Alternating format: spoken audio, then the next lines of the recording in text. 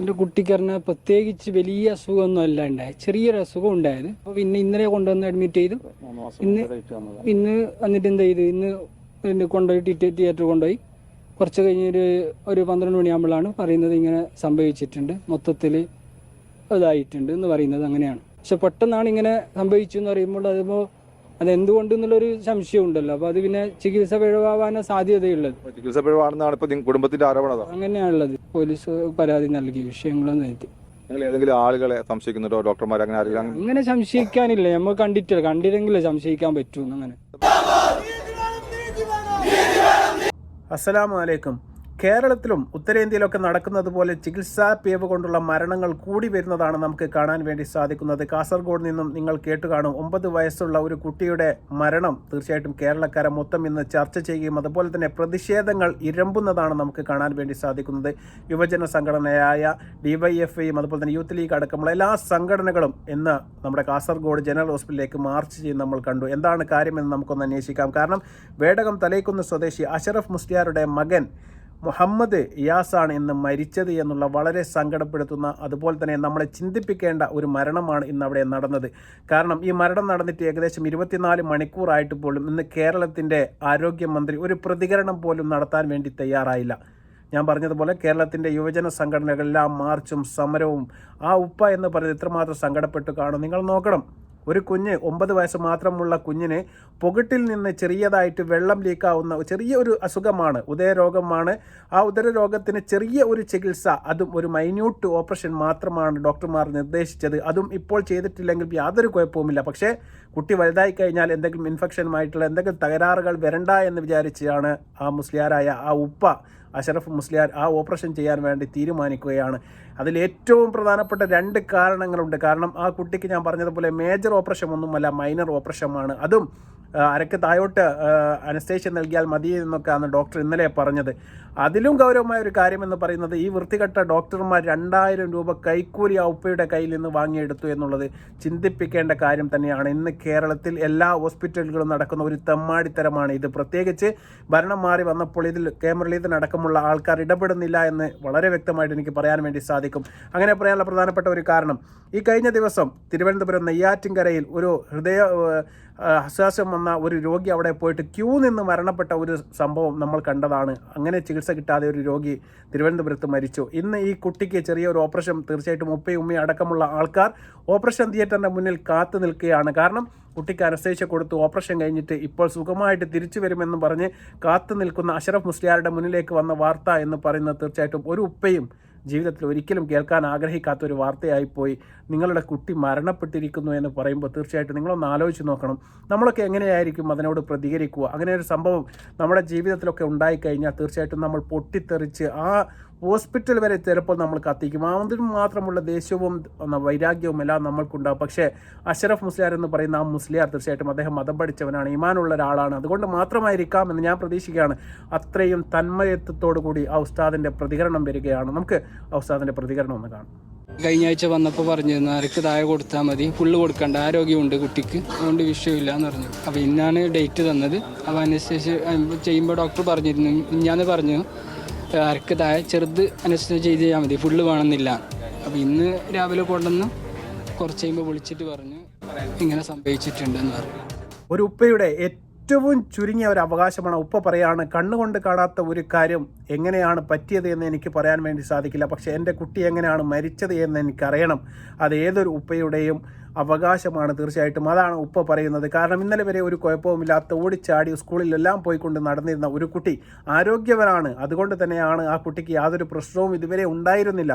നിങ്ങൾ ആലോചിക്കണം. എന്നിട്ട് ഓപ്പറേഷൻ തിയേറ്ററിൻ്റെ പുറത്ത് കാത്തു നിൽക്കുന്ന ഉപ്പയെ കാത്തു നിൽക്കുന്ന വാർത്ത എന്ന് പറയുന്നത് ഒരു ഉപ്പയും ഞാൻ പറഞ്ഞതുപോലെ കേൾക്കാൻ ആഗ്രഹിക്കാത്ത ഒരു മരണ വാർത്തയായിപ്പോയി. എന്നിട്ട് ഹൃദയസ്തംഭനം പോലുമാണ് കുട്ടി മരിച്ചത് എന്നാണ് ഇപ്പോൾ ഡോക്ടർമാർ വിധി എഴുതിയത്. ഏതായാലും ഈ ഇയാസ് മോൻ്റെ പോസ്റ്റ്മോർട്ടം ഇപ്പോൾ കഴിഞ്ഞിട്ട് അതുമായി ബന്ധപ്പെട്ട് തീർച്ചയായിട്ടും വിവരങ്ങൾ പുറത്ത് വരേണ്ടതായിട്ടുണ്ട്. എന്നാലും പൊതുജന, ഞാൻ പറഞ്ഞതുപോലെ സംഘടനകളെല്ലാം തന്നെ ചികിത്സാ പിഴവ് കൊണ്ട് തന്നെയാണ് ഇത് മരിച്ചത് എന്ന് മനസ്സിലാക്കാൻ സാമാന്യ ബുദ്ധി മാത്രം മതി. കാരണം വലിയ MBBS പഠന വിവരണമൊന്നും ഇതിനാവശ്യമില്ല. കാരണം ഒരു കുട്ടിക്ക് ഒരു അസുഖവുമില്ലാതെ ഒരു ചെറിയ ഒരു ഓപ്പറേഷത്തിന്, അത് പൊകിടിൻ്റെ മുഖത്തേക്ക് വെള്ളം ചാടുന്ന ചെറിയൊരു സുഖമുള്ള ഒരു ഹോസ്പിറ്റലിലേക്ക് ഒരു ഓപ്പറേഷത്തിന് കൊണ്ടുപോയി തിരിച്ചു വരുമ്പോൾ ആ കുട്ടി മരിക്കുക എന്നൊക്കെ പറഞ്ഞാൽ തീർച്ചയായിട്ടും നമ്മുടെ ഞാൻ പറഞ്ഞതുപോലെ ആരോഗ്യ മേഖലയുടെ കുത്തഴിഞ്ഞ സംവിധാനം കൊണ്ട് മാത്രമാണ് എന്ന കാര്യത്തിൽ യാതൊരു തർക്കവുമില്ല. പ്രത്യേകിച്ച് ആ ഡോക്ടർ, ഇന്നലെ അനസ്തേഷ്യ കൊടുക്കുന്ന ഡോക്ടർ ഇദ്ദേഹത്തോട്, ഈ മുസ്ലിയാരോട് 2000 രൂപ കൈക്കൂലി വാങ്ങിയിട്ടാണ് ഈ പണിക്ക് പോയത് എന്ന് കൂടി നിങ്ങൾ ആലോചിക്കണം. എന്താണ് നമ്മുടെ ഹോസ്പിറ്റലിൻ്റെ ഒരു അവസ്ഥ? പിന്നെ എങ്ങനെയാണ് സാധാരണക്കാരന് ഇവിടെ ചികിത്സ കിട്ടുക എന്ന് നിങ്ങൾ ചിന്തിക്കണം. പണക്കാരനാണെങ്കിൽ ചിലപ്പോൾ വലിയ VIP ഹോസ്പിറ്റലിലൊക്കെ പോയിട്ട് ചികിത്സിച്ച് ഭേദമാക്കാൻ വേണ്ടി സാധിക്കും. ഇന്നത്തെ ഉസ്താദുമാരുടെ ഒരു ശമ്പളമൊക്കെ നമ്മൾ ഇതിന് മുന്നേ നമ്മൾ വീഡിയോ ആയിട്ട് ചെയ്തതാണ്. വിരലിൽ എണ്ണാവുന്ന ചെറിയ സംഖ്യകളാണ് അവർക്ക് ശമ്പളമായിട്ട് കിട്ടുന്നത്. അവിടെയൊക്കെ 2000 രൂപയൊക്കെ കൈക്കൂലി കൊടുത്തിട്ട് കുട്ടികളെ ചികിത്സിക്കേണ്ട ഒരവസ്ഥ, അത് തീർച്ചയായിട്ടും കേരളത്തിന് നാണക്കേട് ഉണ്ടാക്കുന്നത് തന്നെയാണ്. അതുപോലെ തന്നെ നമ്മുടെ ആരോഗ്യമന്ത്രിയോട് എനിക്ക് പറയാനുള്ളത്, 24 മണിക്കൂർ കഴിഞ്ഞിട്ടും ഒരു ചെറിയ മകൻ എന്ന് വേണേൽ നമുക്ക് പറയണം. കാരണം 9 വയസ്സ് മാത്രമേ അതിന് പ്രായമുള്ളൂ. ആ പിഞ്ച് മകൻ്റെ മരണത്തിൽ ഒരു പ്രതികരണം നടത്താൻ പോലുമുള്ള ഒരു സാമാന്യ മര്യാദ നമ്മുടെ മന്ത്രി പോലും ഇതുവരെ കാണിച്ചില്ല. തീർച്ചയായിട്ടും അതിനൊക്കെ എതിരായി തീർച്ചയായിട്ടും പ്രതിഷേധം അലകത്തി പായുന്നത് തന്നെ നമ്മൾ കണ്ടു. ഇന്ന് ഡിവൈഎഫ്ഐയുടെ പ്രതിഷേധത്തിൻ്റെ ഏതാനും ചില ഭാഗങ്ങൾ നമുക്കൊന്ന് കാണാം.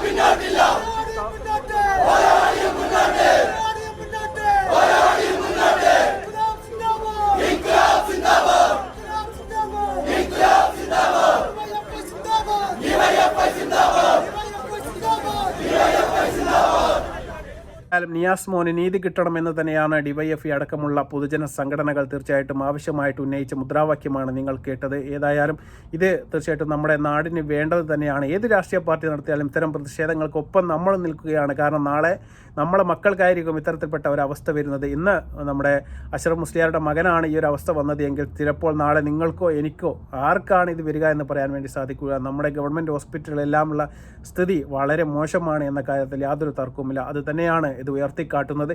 ഇത് ഒറ്റപ്പെട്ട ഒന്നായിട്ട് നമുക്ക് കാണാൻ വേണ്ടി സാധിക്കില്ല. ഞാൻ പറഞ്ഞതുപോലെ ഇപ്പോൾ ഈ മാസങ്ങൾ തന്നെ പനി മൂലവും അതുപോലെ തന്നെ മറ്റ് പകർച്ചവ്യാധികൾ മൂലം 100 ചില്ലാനം ആൾക്കാർ നമ്മുടെ കേരളത്തിൽ നിന്ന് മരണപ്പെട്ട് തന്നെ കഴിഞ്ഞു. അതുപോലെ തന്നെ ഞാൻ പറഞ്ഞതുപോലെ തിരുവനന്തപുരം നെയ്യാറ്റുകരയിൽ ക്യൂ നിൽക്കേണ്ടി വന്ന ഒരവസ്ഥ, ഒരു നെഞ്ഞത്തുനിന്ന് വേദന വന്ന ഒരു മനുഷ്യനെ ക്യൂവിൽ നിന്നിട്ട് ചികിത്സിക്കേണ്ട ഒരവസ്ഥയൊക്കെ വന്നിട്ടും അദ്ദേഹം ചികിത്സ കിട്ടാതെ മരിക്കുന്നു.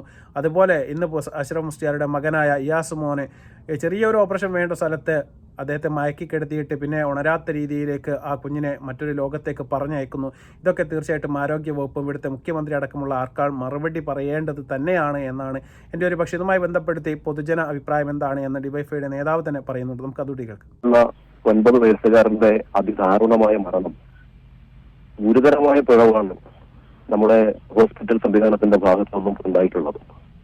കേരളത്തിലെ ആരോഗ്യമന്ത്രി 24 മണിക്കൂർ പിന്നിടുന്ന ഘട്ടത്തിലും ഒരു പ്രതികരണവും ഇതുമായി ബന്ധപ്പെട്ടുകൊണ്ട് നടത്താൻ വേണ്ടി തയ്യാറായിട്ടില്ല. നമ്മളിന്ന് രാവിലെ ജനറൽ ആശുപത്രിയിലേക്ക് വലിയ മാർച്ച് ഡിവൈഎഫ്ഐ നേതൃത്വത്തിൽ സംഘടിപ്പിക്കുകയുണ്ടായി. ഇന്നലെ ആ കുട്ടിയുടെ കുടുംബത്തെ സന്ദർശിച്ച ഘട്ടത്തിലും ആ കുട്ടി പൂർണ്ണ ആരോഗ്യവാനായിട്ടാണ് ആശുപത്രിയിലേക്ക് പോയിരുന്നത്. ആ കുട്ടിയുടെ പൊക്കിളിൽ നിന്നും പൊക്കിൾക്കൊടിയിൽ നിന്നും കുറെ നാളായി ഒരു വെള്ളം ചാടി വരുന്ന ഒരു പ്രയാസമാണ് ആ കുഞ്ഞ് അനുഭവിച്ചിരുന്നത്. എന്നാൽ മറ്റു പ്രയാസങ്ങളൊന്നും സ്കൂളിൽ പോകുന്നതിനോ ഉന്മേഷത്തിനോ മറ്റു കുറവും കാര്യങ്ങളൊന്നും ഉണ്ടായിരുന്നില്ല. ഇതിലൊരു മൈനർ സർജറി നടത്തിയാൽ പരിഹരിക്കാവുന്ന ഒരു പ്രശ്നമാണ് എന്ന് ഡോക്ടർ തന്നെ നേരത്തെ അവരോട് നിർദ്ദേശിച്ചതും അതിന്റെ അടിസ്ഥാനത്തിലാണ് കഴിഞ്ഞ ദിവസം അഡ്മിഷൻ ഡേറ്റ് കൊടുത്ത് കുട്ടി അഡ്മിറ്റ് ആകുന്നത്. ഒന്നാമത്തെ കാര്യം, അവിടെ അഡ്മിറ്റ് ആകുന്ന ഘട്ടത്തിൽ തന്നെ അനസ്തേഷ്യയുടെ ഡോക്ടർ അവരോട് കൈക്കൂലി വാങ്ങി 2000 രൂപ കൈമടക്ക് വാങ്ങിയതിനു ശേഷമാണ് ഈ സർജറി ഉൾപ്പെടെയുള്ള കാര്യങ്ങളിലേക്കെല്ലാം നീങ്ങുന്നത്.